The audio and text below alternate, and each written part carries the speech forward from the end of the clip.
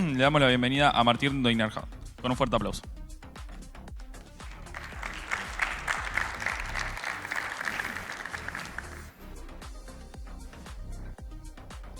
¿Se escucha? Sí. Bueno. ¿Me pasa la slide? Bueno, hola a todos. Mi nombre es Martín Doinard. Esto es Internal Server Error, Exploiting Interprocess Communication in SAP's HTTP Server. Un poco de mí, esta es la mejor foto que tenía. Yo soy un Security Researcher que trabajo en Onapsis. En Onapsis hacemos un poco de seguridad, o un poco mucho, de seguridad en software empresarial, en lo que nosotros llamamos Business Critical Applications. Y entre los distintos vendors o software que existen de este tipo, SAP es probablemente el más grande, ¿sí? Con más de 400.000 instalaciones o clientes en el mundo, incluyendo el 90% de las Fortune 500, que son las empresas más grandes del mundo. Y estas empresas usan a SAP o a estos sistemas, un ERP, para administrar y manejar los procesos de negocios, como pueden ser las operaciones del día a día, las finanzas, el capital humano, bueno, distintas cosas que hacen, y como ven, los distintos módulos que tiene SAP, para justamente manejar los recursos que tiene una empresa. Nosotros en Onapsis hablamos mucho de SAP porque justamente es el software que eligen para administrar lo más importante que existe en una empresa, y es por eso que nosotros tratamos de encontrar errores de seguridad para poder aprovecharlos y mostrar cómo haría un atacante para sacar provecho y terminar comprometiendo definitivamente una empresa. Bueno, SAP, como ven, tiene muchísimos módulos. Existen muchos tipos de instalaciones de SAP con muchísimos componentes y es por eso que muchas veces es difícil encontrar algo en común. Dos instalaciones de SAP no suelen ser iguales. Eso hace difícil nuestro trabajo porque si encontramos una vulnerabilidad en un componente, un módulo, un sistema, puede que funcione en algunos pero no en todos lados. Y es por eso que decidí hacer esta charla buscando en un componente que tengan en común. SAP, como muchos otros sistemas, usa o basa sus servicios en web services justamente, tanto en Java como en ABAP. Si bien en ABAP ahora se está migrando todo justamente a HTTP y a los servicios web, es principalmente la forma en la que se va a acceder a toda la funcionalidad. Para exponer estos servicios, SAP lo que hace es usar un HTTP server que ellos crearon, es propietario, obviamente no es open source, se llama Internet Communication Manager. El Internet Communication Manager, o ICM, como nos vamos a referir por las siglas, es un componente que funciona para comunicar al SAP con el mundo exterior. Esto sea con clientes, sean clientes o browsers, con otros vendors, con otros apps inclusive, y es básicamente el componente que se usa para manejar toda la comunicación que tiene un SAP con el exterior, ¿sí? Además de HTTP, que es el protocolo principal que entiende y se utiliza justamente para eso, por eso digo que es un HTTP server, en realidad también entiende otros servicios, mejor dicho, otros protocolos de comunicación, como es P4, que es un protocolo similar a RMI de Java, AEOP, SMTP, Telnet y algunos más. Pero la funcionalidad principal del ICM es justamente manejar y entender toda la comunicación HTTP. Yo elegí el ICM para hacer research porque, como dije, es un componente que se encuentra en todos los apps. De hecho, está por defecto en todos los sistemas apps y lo vamos a encontrar inclusive disponible y accesible muchas veces a través de Internet. Esto es parte de lo que se llama el kernel de SAP, ¿sí? Es parte del NetWeaver. Y se encuentra en todos los productos, tanto en Java, ABAP, Web Dispatcher, que es un tipo de proxy, que es un proxy HTTP, S4HANA, en el cloud, en todos lados está el ICM. Entonces es un componente muy crítico para SAP. Vamos a ver que en esta charla yo voy a hablar mucho del ICM, pero en realidad muchas de las cosas que voy a explicar ahora y que voy a explicar durante la charla aplican a otros servidores HTTP. De hecho, algunos ataques y explotaciones se pueden usar y vamos a ver cómo se compara con algunas otras vulnerabilidades encontradas en otros proxies y en otros servers. SAP nos provee, obviamente no es, como dije, open source, así que vamos a tener que reversear para entender cómo funciona internamente. Y SAP sí nos provee un pequeño diagrama de cómo es la arquitectura interna y una descripción medio corta. Pero este diagrama es muy complejo para entenderlo y para realmente poder explicarlo en una charla. con lo cual lo que voy a hacer es abstraer muchos de los conceptos y mucha de esta arquitectura para que sea más fácil de entender. No me voy a meter tanto en los internals, pero si alguno quiere entender un poco más después, me puede preguntar o puede ver el paper que está más explicado. ¿Sí? Entonces vamos a hacerlo mucho más sencillo y vamos a verlo en un diagrama más abstraído. Lo primero que tenemos que entender entonces es que el ICM es un server HTTP como quiera, con lo cual tiene que poder aceptar conexiones de un cliente. ¿Sí? Esto es un browser del cliente. O puede ser alguna aplicación que utilice HTTP. Cuando un cliente inicia una conexión o quiere mandar un request, lo primero que tiene que hacer es iniciar una conexión TCP. Entonces, al hacerlo, el ICM recibe este pedido de conexión y lo que hace es busca en su pool de threads lo que se llama worker thread y se lo asigna directamente a esta conexión TCP. Es decir, que de ahora en más, este worker thread va a manejar toda la comunicación con este cliente específico, es decir, con esta comunicación TCP. Cuando el cliente, una vez ya establecida la conexión y que ya tiene su worker thread, envía un request, lo que va a pasar es que el worker thread va a llamar al HTTP parser, va a tratar de entender el request y lo va a usar para determinar cuáles son los handlers internos que tiene que usarse para resolver este request y generar un response. Ahora, estos handlers internos son muy sencillos, son estáticos, no contienen la lógica de negocio realmente en el ICM, porque es simplemente un HTTP server.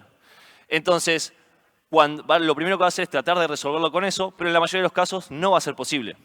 Entonces, lo que va a hacer es enviarle este request a el proceso que sí contiene la lógica de negocios, que es un proceso Java o ABAP. Esto lo va a hacer mediante memory pipes. Ahora vamos a ver bien qué son estos memory pipes. Pero la idea es que va a enviarle este request. El worker process, que es el Java o ABAP, va a resolverlo, va a mandar el response de nuevo al ICM y el ICM se lo va a forwardear al cliente.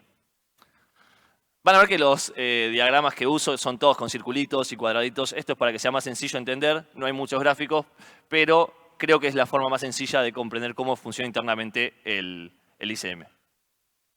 Bueno, dije que la forma de enviar este request del ICM al worker process es a través de memory pipes. ¿Qué son los memory pipes o MPI como lo llama SAP?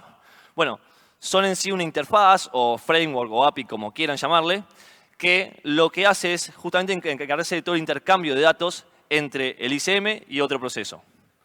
Esto lo va a hacer, si bien se llama memory pipes, por ahí los que conocen de comunicación entre procesos creen que es de una manera, pero lo va a hacer usando la memoria compartida. ¿Sí? La memoria compartida es una fracción de memoria que pueden acceder distintos procesos para justamente comunicarse y intercambiar información. Y para hacerlo eficiente, la idea es que no enviemos un request completo de un proceso a otro porque son muchos datos y a veces los requests son muy grandes y esto va a pasar continuamente. Entonces, en lugar de mandar un request, lo que se va a enviar es un puntero a la porción de memoria compartida que tiene ese request. ¿Sí? Estos punteros son lo que llamamos MPI pointers y apuntan justamente a un buffer adentro de la memoria compartida que es un MPI buffer, que es de tamaño fijo, es de 2 a la 16, en realidad 2 a la 16 menos 80, que son 80 bytes de cabeceras, y un byte al final, que es el que indica el final del request, que es un null byte. Y lo que va a permitir es que un worker process o un worker thread pueda reservarlos y liberarlos usando lo que se llama MPI handler, no nos importa. Pueden justamente reservarlos y liberarlos cuando quieran para poder intercambiar esta información. Entonces, vamos a ver un ejemplo de cómo haría un cliente para enviar un request y que sea procesado y enviado al proceso Java o ABAP. Bueno, cuando el cliente envía un request, el primero que lo recibe es el input-output handler, que es simplemente un socket TCP con un buffer interno que puede recibir toda la data que va en algún momento pedir el worker thread para procesarse. Entonces, cuando el worker thread esté listo para procesar un request, lo que va a hacer es recibir esta data, primero reservar un buffer MPI, ¿sí?, en la memoria compartida y va a guardar el request adentro de ese buffer, ¿sí? Entonces, ahí va a parsearlo, va a elegir los internal handlers, que ahora les vamos a ver un ratito, y si no puede resolverlo internamente, que es la mayoría de los casos, lo que va a hacer es enviarle este request al proceso Java o ABAP. ¿Cómo va a hacer esto? En lugar de enviarle todo el request, lo que va a hacer es enviarle un puntero a esa porción de memoria que tiene el request. Entonces ahora el proceso Java o ABAP puede generar un response, va a hacer lo mismo, va a reservar un buffer MPI Y lo que va a hacer es guardar este response ahí adentro. Le va a después pasar el puntero al worker thread. Y ahora el ICM ya tiene acceso a ese response y puede forwardeárselo directamente al cliente. Ahora lo que va a hacer obviamente es liberar estos buffers MPI porque podría querer usarlo a futuro o podría querer usar el mismo worker thread o otro worker thread. Entonces liberamos estos buffers y también liberamos las referencias a esos buffers. Ese es el proceso sencillo de cómo se intercambian los datos entre el ICM y el worker process. Pero también dije que habían internal handlers, primero que se llaman, para tratar de resolver este request. Entonces, ¿cómo funcionarían? Bueno, son funciones que están adentro del ICM, ahora vamos a ver que están ahí, que lo que hacen es, cuando se llama el parser va a determinar, usando la URL que se requestió, cuáles son los internal handlers que se tienen que llamar, cuáles son las funciones que se tienen que incluir en una lista para tratar de resolver este request, ¿sí? Como dije, los internal handlers se ponen en una lista que se inicia cuando se llama el parser y se van a elegir en forma ordenada cuáles son los que se deben incluir para tratar de resolverlo. Que se incluya un handler no significa que lo vaya a poder resolver, solamente va a tratar de hacerlo. Y cuando un handler logre resolver un request, es decir, genera un response, todos los demás handlers se van a eliminar de la lista porque ya tenemos el response y ya se lo podemos mandar al cliente. Entonces, el primer handler que existe es el cache handler.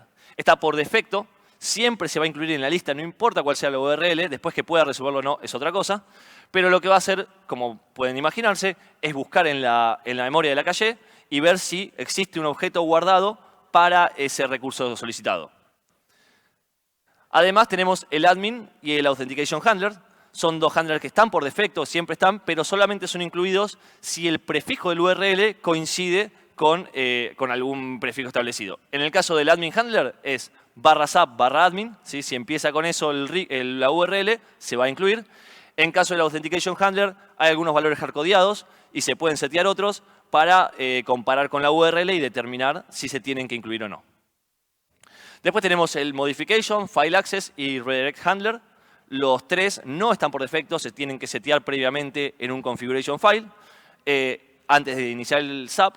Por eso no son tan interesantes. Y después tenemos el Java y ABAP handler, también son incluidos siempre. Estos no tratan de resolverlo internamente el request, sino que se encargan justamente de hacer el intercambio de datos y el intercambio de punteros MPI entre el proceso ICM y el proceso Java o ABAP. ¿Sí? Se va a elegir uno dependiendo cómo es el sistema, si el sistema está preparado para Java o para ABAP. Como ven, dije, había una función para cada uno de estos internal handlers. Y cuando estos lo logren resolver, si alguna de estas funciones logra generar un response, lo que va a hacer es terminar el proceso de ida y vuelta y va a enviar directamente el response al cliente. Entonces ahora vamos a ver un ejemplo de cómo sería cuando se resuelve el request usando un internal handler. Otra vez, llega el request al input-output handler, que es el socket. En este caso vemos que el request es un get a /sub/admin. El ICM va a reservar un buffer MPI, va a guardar el request ahí y ahora va a llamar al parser. El parser va a decir, bueno, ¿cuáles son los handlers que yo tengo que incluir? Tenemos el cache primero, como siempre se va a incluir. Después tenemos el admin handler en este caso porque la URL empezaba con /sub/admin. Y después tenemos, en todos los casos también siempre se incluye, un Java o ABAP handler por si ninguno pudo resolverlo y que lo mande al otro proceso. Ahora, después de que llamó el parser, vamos a empezar a tratar de resolverlo con los internal handlers. Primero el cache. En este caso supongamos que no había nada guardado en la cache para este recurso, así que lo eliminamos. Seguimos con el admin handler. El admin handler en este caso sí va a poder resolverlo. Supongamos que había un recurso para este request específico. Entonces, lo que va a hacer es generar un response. Este response no se va a guardar en el MPI buffer como antes porque no hay que intercambiarlo entre procesos. Directamente se va a guardar directamente se va a guardar en un buffer, ¿sí? Interno y se va a enviar al cliente. Bueno, se van a borrar todos los demás handlers y se va a enviar al cliente terminando el proceso de ida y vuelta con request response, ¿sí? Esto, perdón, se va a guardar en la heap, no me salía la palabra. Que va a ser importante a futuro, ¿sí? Recuerden entonces, cuando un handler resuelve, no guarda en la memoria compartida, sino en la heap. Bueno, se le envía el response y ahora sí se libera el buffer MPI y también la referencia a ese buffer. Pero, como les dije, estos buffers son de tamaño estático, ¿sí? No tienen más que 2 a la 16. Entonces, ¿qué pasa si yo mando un request que sea más largo que 65 kilobytes? ¿Sí? No es un request tan largo en general hoy en día, pero no le va a entrar en un buffer MPI, entonces tenemos que encontrar una nueva forma. Bueno, si en este caso llegara un request de este tipo, lo que va a hacer el ICM primero es reservar un buffer, como siempre, y va a guardar los primeros 65 kilobytes ahí. Y ahora va a llamar a los handlers y va a intercambiar con el Java Web App o el proceso Java Web App. ¿Por qué? Porque en realidad los internal handlers no necesitan más que los headers y la URL, que es parte de los headers. Entonces, y en SAP, como en muchos otros sistemas, los headers están limitados a 65 kilobytes. Si mando algo más largo que eso, ya el sistema me lo va a rebotar, me va a decir que hay un error y no va a funcionar el request.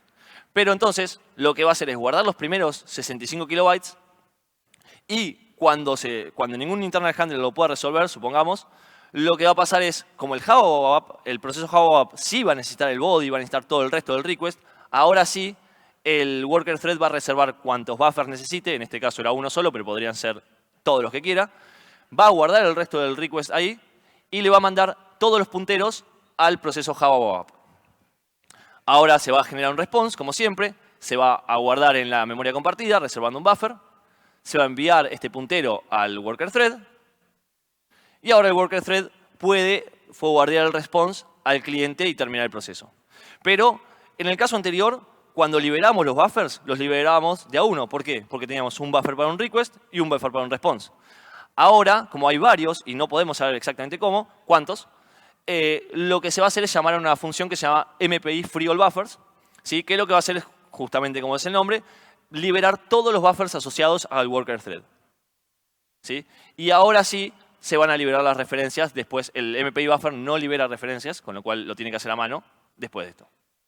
Esto también va a ser importante a futuro, pero lo voy a volver a explicar. Bueno, hasta acá una idea general de cómo funciona. Vamos a ver la primera vulnerabilidad. Van a ver que es sencilla, que no tiene mucha complicación. La siguiente por ahí es bastante más compleja, pero nos va a servir para entender justamente la segunda vulnerabilidad y además para ver cómo usando cosas sencillas podemos explotar de forma muy crítica un sistema. Entonces, yo dije que cuando tengo un request muy largo, se guarda primero una parte y después lo demás. Pero no mostré qué pasa con los internal handlers en ese caso. Entonces, si yo mando un request, por ejemplo, con un content length de 66.000 bytes, lo que va a hacer el ICM, obviamente, dijimos, es reservar un buffer, guardar la primera parte, y ahora va a llamar al parser que va a elegir cuáles son los handlers que tienen que utilizarse. En este caso, otra vez es el caché, el admin y el Java Web Process handler. Entonces, lo que se va a hacer es llamar primero al cache handler, falla, y llama al admin handler. En este caso, el admin handler logra resolver el request.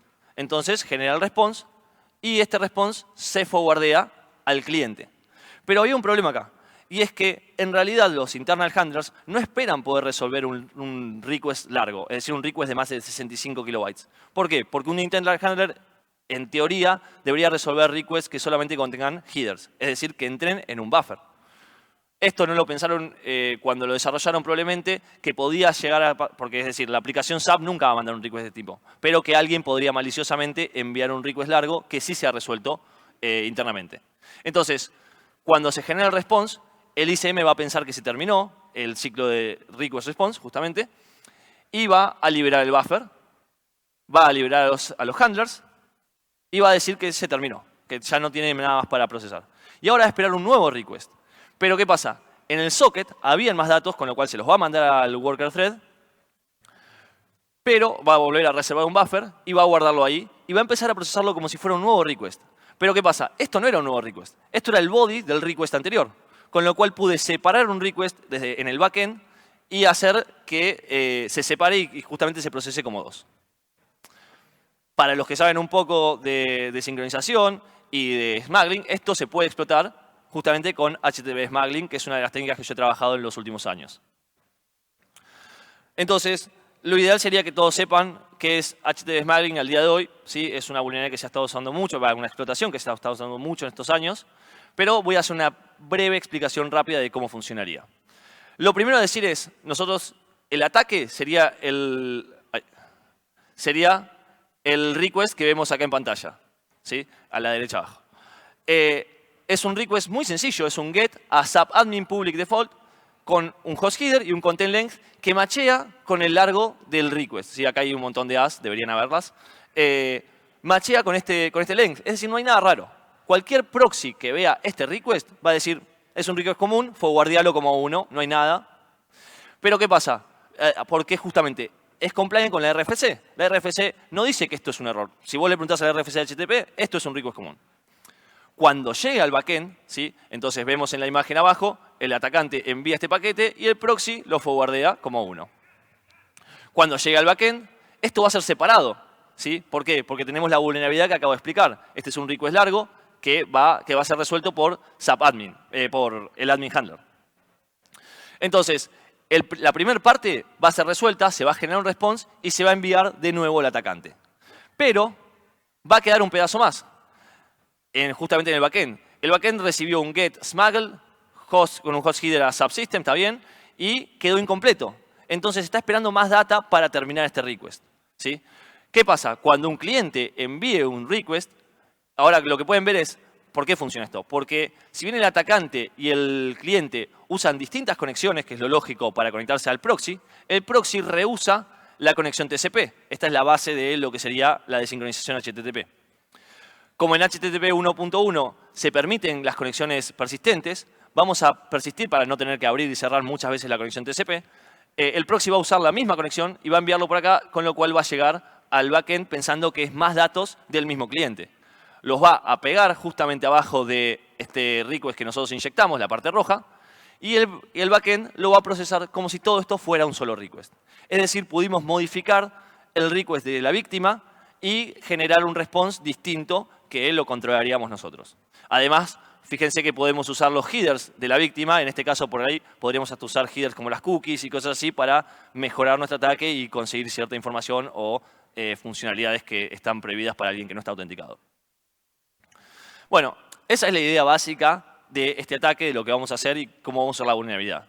Ahora, hay muchas maneras de explotar esto, pero una de las más útiles es usando el endpoint NWA, ¿sí? NWA es un endpoint que está en todos los sistemas Java y lo que sirve para redireccionar a cualquier cliente a la URL de login. A veces es complicado en un SAP saber cuál es la URL porque varían en algunos casos. Entonces, lo que hace este servicio es justamente redireccionar al cliente al login. Y tiene dos features muy interesantes. Y son features, no son errores de seguridad porque no son explotables sin otra vulnerabilidad. El primero es un Open Redirect. Nosotros lo que pongamos en el host header va a ser reflejado, se va a ver reflejado en el location header. Es decir, la persona que envíe este request, si enviamos en el host header attacker host, lo que va a pasar es el redirect nos va a enviar a attacker host. Esto está pensado así porque también en un sistema SAP podríamos tener distintos sistemas y distintos hosts. Entonces, la idea es que se pueda hacer dinámico. Y después tenemos otro feature muy interesante que es, se refleja todo lo que esté en el body del request, del post request a NWA, se va a ver reflejado también en el location header, pero como parte del query string, ¿sí? Es decir, cuando alguien envíe esto, lo que va a pasar es, va a recibir un redirect que lo va a mandar a attacker host y la URL que va a enviar va a ser toda esta, incluido lo que nosotros mandamos en el body. Todos los saltos de línea se convierten a espacios, así que podemos mandar lo que queramos. Entonces, ¿cómo vamos a combinar esto con la desincronización que ya teníamos? Bueno, que justamente la idea es robar o terminar robando cookies de sesión de un usuario.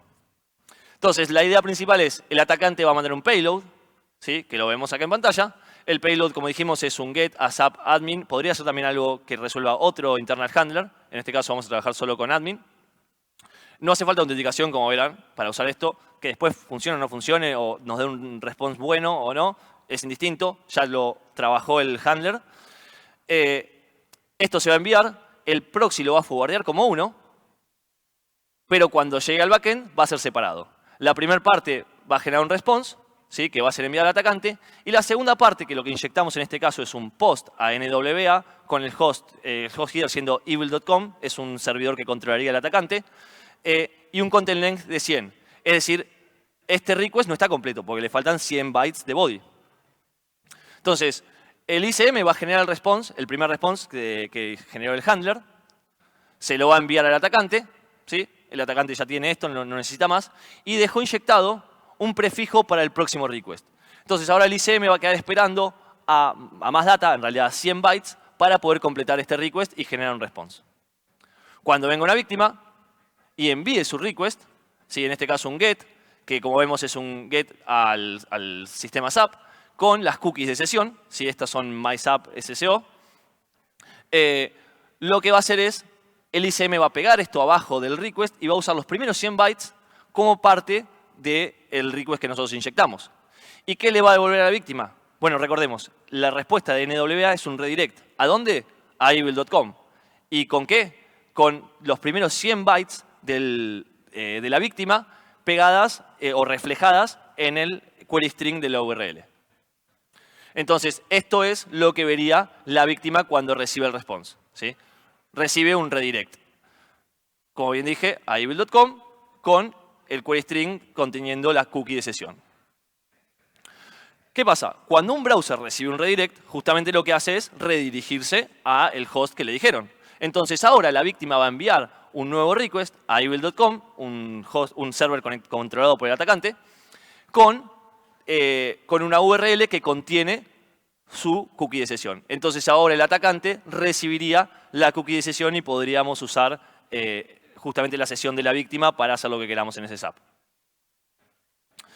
Esta vulnerabilidad, así como la ven, es muy particular porque en el pasado existían muchas formas de atacar y de romper y llegar a desincronización, pero en este caso no estamos usando ningún header específico, ¿sí? No estamos usando nada distinto o nada que rompa la RFC. Entonces, nosotros podríamos tranquilamente mandar este request usando un form, por ejemplo, usando HTML o JavaScript, ¿sí? Dirán, ¿para qué queremos hacer esto? Bueno, hay un montón de utilidades que podemos encontrarle, ¿sí? Como ven, este form lo que hace es mandar un request a SAP System, ¿sí? Con el SAP admin de URL, un padding, que es lo que va a hacer que nuestro request sea largo, y después se inyecta el ataque, que es el post a NWA con los 100 bytes de content length para que termine enviándonos la víctima sus cookies. Hay un JavaScript que lo va a submitir automáticamente, entonces cuando yo cargue este form, se va a generar el ataque. ¿Por qué es tan interesante?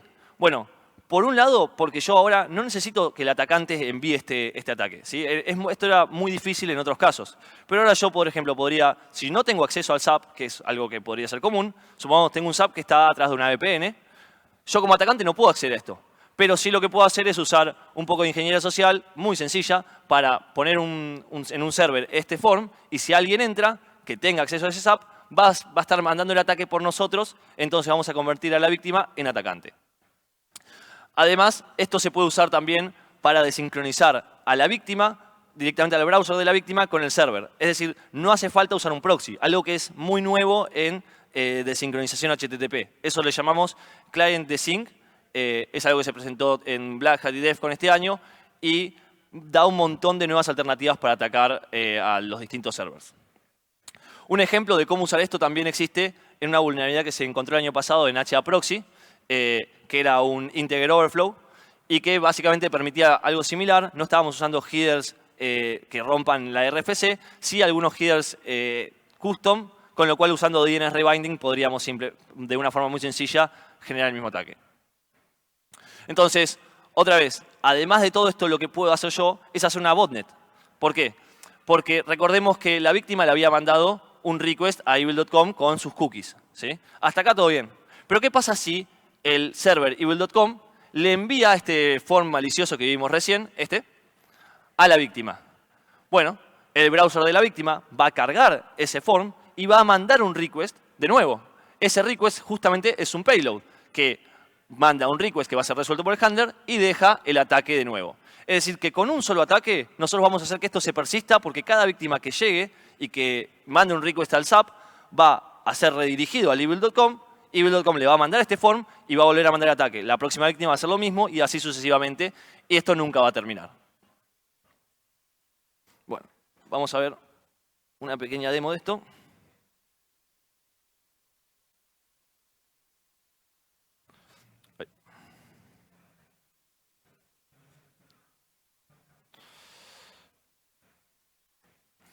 Bueno, en esta pestaña de burp tenemos a la víctima. ¿Sí? La víctima está haciendo un request a start page. Nada, le devuelve un 200, todo normal. Como verán, la víctima incluye sus cookies en este request. ¿Sí? Podemos mandarle 1000, que nos va a mandar siempre un 200, no hay nada extraño, con las cookies. Ahora está la pestaña del atacante. El atacante lo que hace es mandar un request a subadmin, que es el ataque que acabo de explicar. Simplemente un montón de padding para hacer un request largo. Y al final de todo esto, estamos mandando el post request que queremos inyectar. En este caso son 200 bytes los que vamos a robar.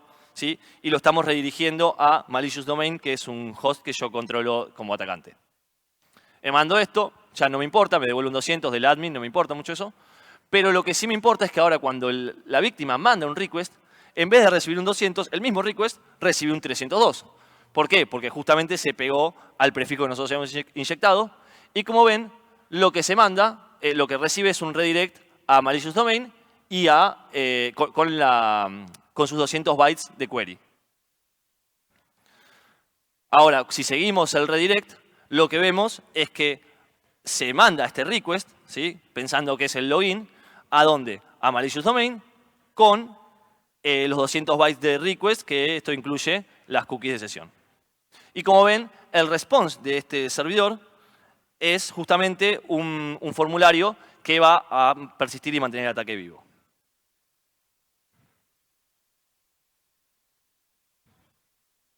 Bueno, continuemos. Gracias. Bueno, sigamos. Esta era la primera vulnerabilidad. Ahora, para entender la segunda, vamos a tener que entender un poco más de las funcionalidades HTTP. Una de las features que provee HTTP 1.1 y en adelante es pipelining, que sería la capacidad que tiene un cliente o un server de mandar varios requests anidados uno tras del otro con los límites bien declarados, que los entiendan todos los proxies y todos los backends. Esto no es una vulnerabilidad, esto es algo normal. Y el backend, tanto el backend como el proxy como cualquier parser, tiene que ser capaz de separarlos y procesarlos uno por uno y generar los responses uno por uno. Entonces vemos un ejemplo de cómo pasaría esto en el ICM. Si yo mando dos requests anidados en el mismo mensaje, lo que va a pasar es que el worker thread va otra vez a reservar un MPI buffer como siempre, va a guardar esto ahí, pero cuando el parser lea este request, lo que va a hacer es encontrar que hay uno más. Entonces le avisa al worker thread y lo que hace es reservar un nuevo buffer y guarda este request extra ahí. Y lo deja ahí, lo deja por un ratito. Sigue procesando el primero, ¿sí? Se lo manda al proceso Java, el proceso Java genera un response, lo guarda en el buffer MPI, se lo manda al worker thread otra vez y esto se lo manda al cliente. Hasta acá nada raro. Libera cada uno de estos buffers y ahora sí va a continuar procesando el siguiente request, que en este caso es el que tiene guardado porque estaba pipelineado. Y se lo va a mandar al proceso Java o lo va a trabajar con los internal handlers, lo que sea. Va a terminar con este request. Pero ¿qué pasa? Hay algo más que podemos hacer, que es mandar un request muy largo y después, o muy largo, un request de más de 65 kilobytes y después sí un request pipelineado. En este caso no queremos que lo reciba un handler interno, sino que queremos que vaya al proceso Java. ¿Sí? No queremos triggerar la vulnerabilidad anterior. En este caso, yo le mando esto y va a hacer lo mismo de siempre. Va a reservar un buffer MPI y va a guardar los primeros 65 kilobytes en realidad. Cuando se lo vaya a mandar al proceso Java, va a leer el resto del request y lo va a guardar en el MPI buffer porque tiene que mandárselo todo al proceso Java. Pero cuando parsee esto, va a decir, hay un request más además de todo. Entonces voy a guardar otro buffer, voy a pedir otro buffer MPI y voy a guardar este otro request ahí y lo voy a dejar colgado para que después lo pueda procesar como vimos recién. Le va a mandar los punteros de los primeros dos buffers al proceso Java, este va a generar un response, lo va a guardar acá, se lo va a mandar al worker thread y el worker thread lo va a forwardear al cliente. ¿Sí? Hasta acá todo muy esperable. Pero ¿qué pasa? Si se acuerdan les dije que cuando había más de un buffer, o sea cuando mandábamos un request largo, se llamaba una función para liberar todos los buffers de una, que es el MPI Free All Buffers. Y este libera todos los buffers asociados al worker thread, todos, incluido el del próximo request. Se van a liberar las referencias a los otros buffers, pero no obviamente al del siguiente request pipelineado. Cuando ahora el worker thread quiera trabajar con este buffer, ¿sí? No, el MPI buffer no libera referencias, eso es importante. Todavía podemos acceder a este buffer que es libre. Lo que va a hacer es tratar de procesarlo, pero va a haber un error porque el proceso Java sí va a ver que este es un buffer libre, entonces no le va a gustar y no lo va a querer procesar. Pero, si bien no podemos procesar esto, de alguna manera nosotros tenemos una referencia a un buffer libre que podría tranquilamente reservar otro worker thread y de pronto colisionarían. Y eso es lo que vamos a aprovechar. Entonces, para hacer esto, otra vez enviamos, primero la primera parte es sencilla, enviamos un request largo, va a pedir otro buffer, ¿sí? El parser va a determinar que hay otro request extra porque le sobran bytes. En este caso, no vamos a mandar un request completo extra, vamos a mandar solamente una X. Ahora vamos a ver por qué. El parser va a decir, sí, hay un byte extra, entonces guardalo en otro buffer y espera, y después lo vemos, lo parseamos, hacemos algo. Va a procesar el primer request, le va a mandar el response al cliente y va a liberar todos los buffers, ¿sí? Libera las referencias y todavía nosotros nos quedamos con la referencia al otro buffer que estamos usando para el próximo request. Ahora sí, el worker thread 1 va a parsear este nuevo request que tiene solamente una X y va a decir, pará, este request no está completo, me faltan datos. Entonces paso del modo parser al modo read, ¿sí? Va a quedarse esperando por más data que llegue del cliente. En ese momento podemos esperar todo lo que queramos con eso, porque nosotros somos el cliente y podemos esperar y cuando queramos le mandamos más data y ahí va a continuar. En ese momento, otro cliente, otra conexión TCP, sea worker thread 2, va a recibir un request de otra persona y va a reservar el mismo buffer que nosotros teníamos asignado, ¿sí? ¿Por qué? Porque están guardados en una pila, entonces el buffer que se liberó último es probablemente el que más rápido se reserve. En realidad es un conjunto de pilas, es un poco más complejo, pero en teoría esto va a pasar muy, muy rápido. Cuando esto pase, el cliente obviamente le va a mandar su request, o sea, el worker thread reservó este buffer para guardar el request, y como vemos arriba, va a pisar lo que yo había escrito. Si esa X, la pisó. Y además hay dos offsets, ¿sí? Uy. ¿Qué quedó esto? Ahí. Va a haber dos offsets. Uno es el del worker thread 1, porque el worker thread 1 dice, yo escribí una X, es decir, tengo que seguir escribiendo desde la posición 2. El worker thread 2 dice, yo escribí 55 bytes, si quisiera seguir escribiendo, que no va a ser el caso, tendría que seguir escribiendo desde ahí. Ahora, cuando el atacante, el worker thread 1, reciba más datos, lo que va a hacer es ponerlos en ese buffer, ¿sí? Que ahora ese buffer aparece como reservado, no hay problema. Y justamente va a pisar el request de la víctima.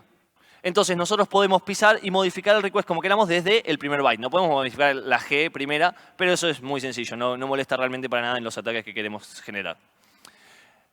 Ahora sí, el worker thread 1 tiene otro offset porque escribió mucho más datos.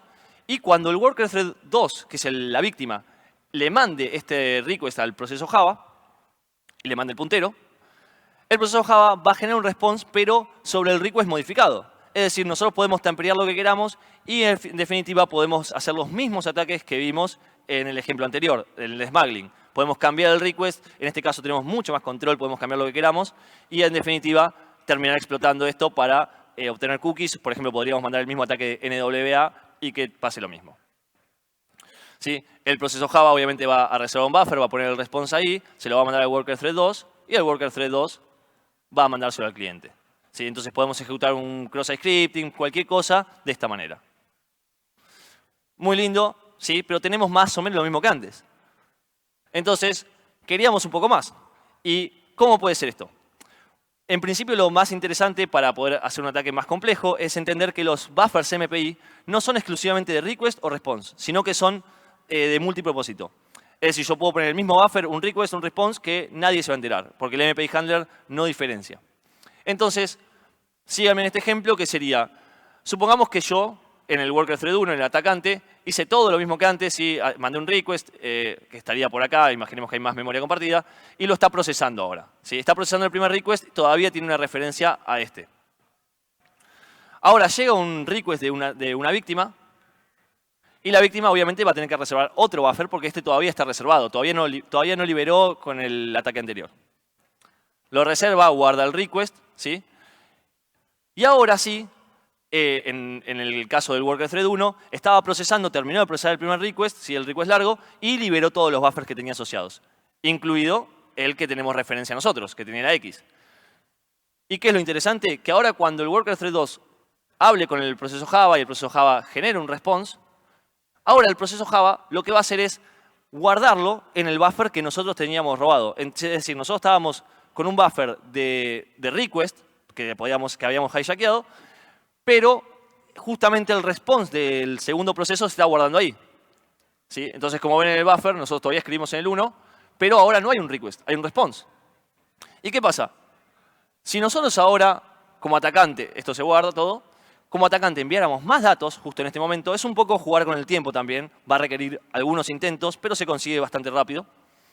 Si nosotros mandáramos más data, lo que vamos a poder hacer es no sobreescribir un request, sino sobreescribir un response. ¿Sí? Esto justamente lo que nos permite es escribir lo que queramos, un response arbitrario. Ahora no hace falta depender de que exista un cross-site scripting, de que exista otra cosa, podemos escribir lo que queramos. Esto nos da un montón de poder. ¿Sí? Este response se va a mandar al worker thread 2, ¿sí? El worker thread 2 va a parsearlo, se lo va a enviar al cliente, pero además hay algo que tiene un extra este response que nosotros escribimos arbitrariamente, y es que tiene un header específico. ¿Sí? Como verán, se llama SAP Cache Control. Que cuando el response, porque hay handlers para request y para responses.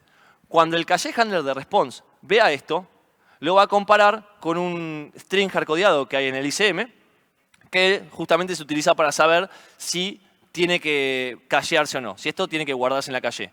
Y como tenemos el SAP Cache Control Header, que dice, podemos poner lo que queramos, acá podríamos poner 1000 años, le está diciendo que lo guarde, lo que va a hacer el cache handler es guardar justamente esto en la cache. ¿Para qué recurso? Para el que estaba pidiendo el cliente, que es A, o sea, la víctima, y va a guardar el response arbitrario que nosotros queramos. Entonces, cada vez que ahora alguien haga un request a A, va a recibir el response malicioso que nosotros inyectamos. ¿Sí? Y esto va a permitir que persistamos de forma, lo que queramos, el tiempo que queramos, el response malicioso. Si además nosotros jugáramos el papel del cliente, de la víctima, en lugar de esperar que un cliente mande un request a A, nosotros mandáramos muchos requests a A, eventualmente vamos a poder pisarlo, o sea, vamos a poder jugar este papel y vamos a controlar cuál es el recurso, no solamente A. Podríamos ponerlo en cualquier recurso que queramos. Entonces voy a poder cambiar el response de cualquier URL por un response justamente arbitrario que tenga lo que yo desee para tomar control de la víctima. ¿Sí? Vamos a ver una demo.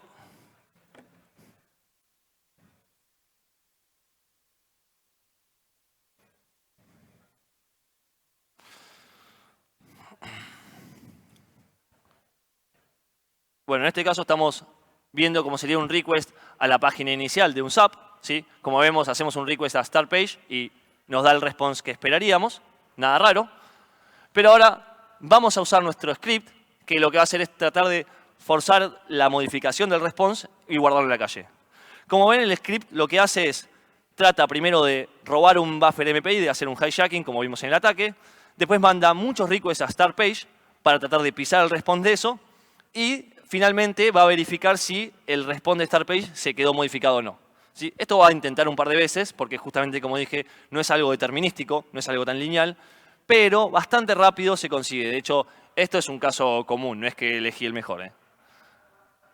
Vemos que intenta un par de veces, verifica si en algún momento funciona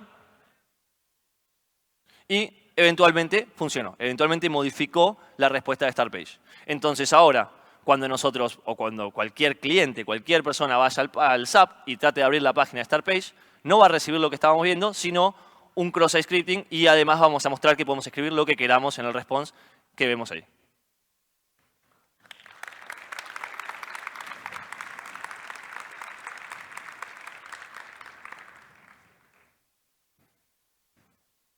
Bueno, obviamente, como tenemos un user after free, podemos corromper memoria, vamos por más.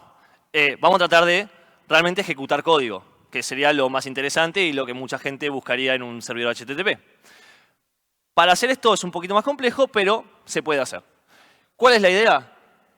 Lo que vamos a hacer, otra vez tenemos el mismo ejemplo anterior, en el que tenemos un buffer hijackeado ya, ¿sí? ya esto todo pasó. El cliente mandó un getB, que podríamos hacer también nosotros, como atacante. Y la diferencia es que antes estábamos con un getA. GetB tiene una diferencia, que es que cuando se genera el response el response no es igual que el anterior porque este sí era un recurso cacheable. ¿Sí? Acá no sobreescribimos nada todavía. Acá lo que tenemos es un response, se va a guardar en el buffer MPI, un response que sí era cacheable. Sí tenía un subcache control. Entonces, cuando esto se envía, acá todavía no sobreescribimos nada. Cuando esto se envíe al cliente, el cliente va a llamar al parser, el worker thread 2 va a llamar al parser, se va a enviar este response y ahora se va a llamar al cache handler. El cache handler ve que hay un subcache control header y va a decir, bueno, esto hay que guardarlo en la cache. ¿Qué es la cache? Es un archivo. Es simplemente un archivo que se llama cachefile, que además de guardar el response, que lo va a hacer en un momento, primero guarda algunas cabeceras. ¿Sí? ¿Qué son estas cabeceras? Cosas que va a usar en el futuro para trabajar sobre este file. Una de las cabeceras más importantes guarda varios datos. Guarda el length completo del del response. Como ven, el offset era 95, guarda el length completo de esto. Guarda el encoding, guarda el length completo del body, varias cosas. Pero, si ahora, esto ya lo generó. Entonces, lo primero que hace es generar estas cosas. Y tarda un poquito más en guardar el response. Primero hace otras cosas. Y si en este momento nosotros podríamos enviar como atacante más datos, ahora sí vamos a tratar de pisar este response. Pero ¿qué vamos a hacer? Vamos a pisarlo con algo más largo que lo que tenía. ¿Sí? Esto debería ser 95. Vamos a tratar de pisarlo con algo más grande que 95. 106, por ejemplo. Y cuando ahora el cache handler, si justo la pegamos en ese tiempito, vamos a necesitar un par de intentos otra vez, pero si la pegamos en ese momento, vamos a tener un cache file corrupto. ¿Por qué? Porque el string que está guardado de response es más largo que lo que indicaría esta cabecera. Hasta acá no pasa nada. Pero ¿qué pasa si alguien de pronto hace un request a este recurso? Bueno, cuando alguien venga y pide este recurso, lo que va a hacer el ICM es justamente llamar al cache handler, como habíamos visto, al request cache handler, como vimos antes, y ahora sí va a encontrar algo en la cache. Va a decir, sí, para este recurso yo tengo algo. Lo tengo en un archivo de cache. Entonces va a llamar a este archivo de cache y lo va a usar para generar el response y mandárselo a la víctima. Pero recuerden que yo dije que los responses que generan los handlers no se guardan en los MPI buffers, se guardan en la heap. ¿Y cómo hace para saber cuánto espacio de heap tiene que guardar? Bueno, lee el length este. Entonces, va a agarrar y va a pedir un buffer en la heap de 95 bytes. Pero cuando escriba, va a escribir hasta que encuentre el null byte. Entonces, va a escribir los 106 caracteres, no me acuerdo cuántos eran, de response en esta heap. Y como no entra, lo que va a terminar pasando es que va a ser un overflow en el buffer de la heap. ¿Qué podemos hacer con esto? Bueno, ahí dando vueltas en la heap, a veces, o sea, si tenemos un poco de suerte, justo cerca nuestro va a haber un buffer que tiene puntero a el handler de Java. ¿Sí? Recuerden el Java handler, que es el que iba a mandar todo al proceso Java. Bueno, estaba ahí. Y lo va a usar para justamente llamar a esta función. Como está cerquita, nosotros podríamos, en algún intento que tengamos un poco de suerte, pegarle a esto y sobreescribir este puntero con lo que queramos. Entonces lo que vamos a poder conseguir es que el instruction pointer termina apuntando a donde nosotros queramos cuando se llama esta función y podríamos ejecutar código de la manera que queramos. Además, recordemos que tenemos buffers muy grandes en uso que podríamos meterles un montón de data y generar cosas para que termine ejecutándose código. Obviamente hay un montón de problemas en esto. Primero tendríamos que modificar el response al tiempo correcto. Se puede hacer, después de muchos intentos se logra. De hecho, hay muchos crashes, fáciles de conseguir. Lo que sí es un poquito más difícil es pegarle justo a esta estructura de memoria, que acá no haya otra cosa, pero también se consigue. No crashear el ICM, ese es probablemente el problema principal. Cuando yo lo intento, voy a crashear, si le pegué mal, voy a haber crasheado el ICM en muchos casos, en otros voy a modificar alguna data. Vencer a SLR, tenemos que conocer el layout de memoria para poder saber dónde están cada función y cada cosa, para poder jugar con eso y poder ejecutar código. Y obviamente hacer ROP, pero es el menor de nuestros problemas si podemos vencer a SLR. Es decir, si tuviéramos conocimiento del layout de memoria, no sería tan difícil romper esto. Bueno, estas son las soluciones que tenemos. Primero vemos que SAP generó en realidad tres, pero no expliqué la otra unidad que era más sencilla, era un Denial of Service. Dos CVCs, uno para la primera unidad, un 10, ¿sí? Podíamos romper y tener acceso a todas las cosas, de todas las aplicaciones de SAP. El segundo es un CSS 8.1, es el Use After Free. Esto lo hicieron así porque el Attack Complexity era high. Y también tenemos el Scope and Change. Eso no tengo ni idea por qué lo pusieron así, porque era muy sencillo darse cuenta que no, pero bueno, eso quedó. Y después tenemos los sistemas vulnerables, son todos los apps. Cualquier sea el sistema de SAP que estén usando, era vulnerable a esto. Tenemos las dos SAP Security Notes que liberó SAP, son parches. Hay un manual workaround que liberó SAP también, tanto para NetWeaver como para Web Dispatcher. Y nosotros en Onapsis generamos una tool de detección para poder verificar que seas vulnerable o no a estos ataques. Por último, conclusiones bien rápido. Este research lo que me hizo dar cuenta es que los servidores HTTP primero son muy similares unos a otros porque obviamente tienen que respetar una RFC. ¿Sí? Entonces, si vamos a hacer un research sobre un servidor HTTP, tengamos la RFC en cuenta. ¿Sí? Recordemos, estos servers tienen que hacer lo que dice la RFC. Y cuando encontremos diferencias con eso, sabemos que ahí tenemos más una vulnerabilidad. Después, bueno, como dije, tienen funciones similares, varios servidores HTTP. Y es muy útil, cuando hagamos research sobre esto, identificar cómo es que se guardan los requests, dónde están los request responses en memoria. Después, vimos cómo escalar vulnerabilidades de bajo nivel, que era algo que en general costaba mucho. Explotar una vulnerabilidad de bajo nivel en un HTTP server, las que se han encontrado en el pasado, tiende a ser muy complicado de forma práctica. Pero usando estas nuevas técnicas de smuggling, muchas veces hace que sea más fácil tener un efecto real sobre estos servers y encontrar una vulnerabilidad explotable. Y por último, hablar un poco de lo que fue la campaña que hicimos. ICMAD fue el nombre clave que se le generó a estas vulnerabilidades. Fue tomado en cuenta por CISA, que es el organismo de seguridad de Estados Unidos, o uno de los muchos. Determinaron que eran muy críticas estas vulnerabilidades, sacaron un comunicado avisando que todos tienen que fixearlas y hace poco también sacaron un comunicado avisando que estaban siendo explotadas in the wild. Bueno, y no mucho más.